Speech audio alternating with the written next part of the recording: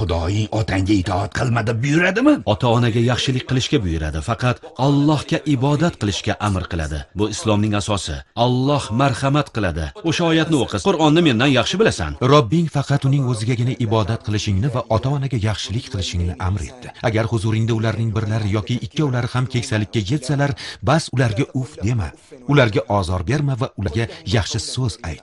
Ikkovlariga mehribonlik va xokisorlik qanotingni pastla va Robbim, ular meni kichiklikda tarbiya qilganlaridek ularga rahm qilgin deb ayt. Bizlar ota-onaga yaxshilik qilishga buyurilganmiz. Ota-onamiz mushrik bo'lib bizga yomonlik qilsa ham yaxshilik qilaveramiz. Shirkka buyursa bajarmaymiz, ular bilan yaxshi muomala qilaveramiz.